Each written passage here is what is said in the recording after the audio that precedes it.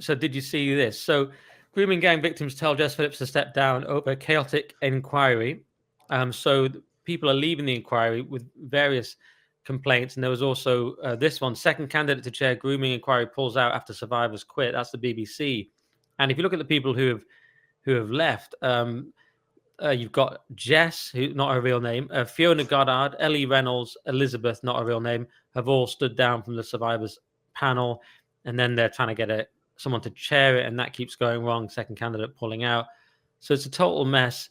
Yep. And Jess Phillips had a bit of a meltdown about it in Parliament as well, if we could call it that. Maybe we'll watch this and then respond. Can I just be completely clear? I'm suggesting that I will listen completely and utterly to the feedback from the victims that were and still are on. That they are not spreading misinformation at all. But his interpretation is a brilliant case in point, because I will be completely honest, the conversation with Oldham is, do we not think it might be better for them just to take part in a statutory inquiry? That it is absolutely nothing to do with the idea that Oldham is telling me what to do. And the more people from that side, he can hold up his paper and have a smug face all he likes, but the fact of the matter is that there is absolutely no council in this country who will tell this inquiry where it can and cannot go. I have said that 1,000,000 times from this dispatch box, and yet the same thing gets peddled again and again.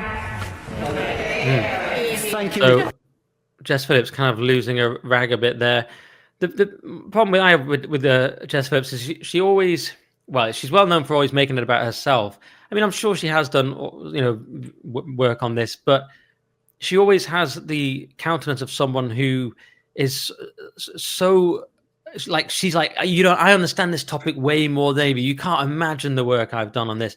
I've done so much, and it's really like, you just have no idea. I talk to everyone, and and it's always like she's like put upon. I mean, I'm sure it's harrowing work, but it's always like a feeling that she's so put upon, and she's so heroic, and you none of you could understand the scope of what she's doing. So just all shut up. That seems to be the vibe every time. She's kind of high on her own supply and her own hubris. What do you think? I mean, she's also pretty liberal with the truth. Just the statement about standing up 1,000,000 times in Parliament, we know that's not true. That would be some sort of world record. She didn't do that. Obviously an over-exaggeration. To put herself on this pedestal again, that's what it's about. It's putting herself on the pedestal. I've said this previously. This is probably the easiest job in politics now, to get this right. Just without fear, without prejudice. Open it up to honesty and justice, and just allow this to take place. Don't let politics get in the way. Jess Phillips is making sure politics is in the way. If you have to break boundaries and jump over obstacles in order to get justice for these victims and survivors, then that's all you have to do. And in doing it properly, you'll make a hero of yourself. Jess Phillips won't have to stand up twice a week and tell everyone how brilliant she is. They'll tell her she's brilliant if she was to get this right. And of course, the biggest problem she's got is that the evidence is nothing has happened. So the National Inquiry took a hell of a lot of convincing of these Labour, Jess Phillips included, Keir Starmer. They were dragged kicking and screaming to a national inquiry. That hasn't happened, and putting it together with the attitude of not really wanting it to happen ends up in this complete capitulation where you can't get anyone to chair it, and there must be 1,000,000 people across this country who would love to chair it. And that is no over-exaggeration. Can't get anyone to chair it, and 4 of the victim survivors have stepped away because they don't trust Jess Phillips. So she is becoming part of the problem. She is becoming one of the obstacles preventing any justice. So Jess Phillips needs to take a long, hard look, I think. And this isn't about her. It's never been about her. And how she can make something like this about her is beyond me.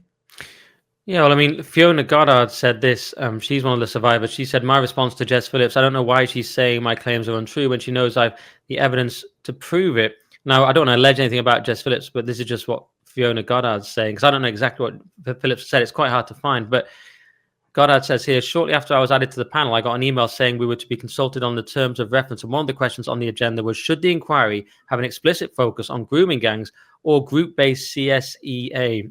child sexual exploitation abuse, or take a broader approach. And so she says it's a blatant lie for Jess Phillips to suggest, as she has done in her letter, that it's untrue there's been the possibility or conversation around expanding the scope beyond grooming gangs. So that's one key thing. The other was Jess Phillips also denies the government has sought to take a regional approach to investigations. This is also a lie. And then she cites a meeting where this came up. So, yeah, it's interesting. That's one of the key things, is whether it covers more than grooming gangs. There seems to be a slight pressure to make it about more than that. And the obvious accusation being because they can't cope with the implications of the reality of grooming gangs, meaning the racial and religious element. And so there seems like there are people trying to push it away from that. That's certainly what these survivors are claiming anyway. Yeah, and these survivors have been told, have been disbelieved throughout their lives. I mean, these are grown women now, but when they were children and being exploited by these Pakistani rape gangs, they were disbelieved by nearly everybody in authority. Anybody who should have been able to help them didn't help them at all, and enabled the perpetuation of the sexual abuse. So it's no wonder, as adults, these women are standing up and saying, I'm not going to be told I'm lying. And it's so, I mean, it's ridiculous just politicking about this. Jess Phillips will probably use a whole bunch of weaselly words to get herself out of this. But the idea that she obviously knew that that question was being asked. She probably was part of the orchestration of putting that question together. So then to say later on, there has been no question about broadening the scope of the inquiry is ridiculous. What did she think was going to happen? Did she just think that people weren't going to pull her up on it? These are people that are literally fighting for their lives. They're fighting for themselves. They're fighting for other people. And Jess Phillips she's got this, I've always said this, she's got this kind of supercilious, a mixture of supercilious, angry school mum that just will not listen to anyone else, has pre-made her mind up on absolutely everything the minute she wakes up in the morning, and no one's going to change her mind, even victims of sexual assault.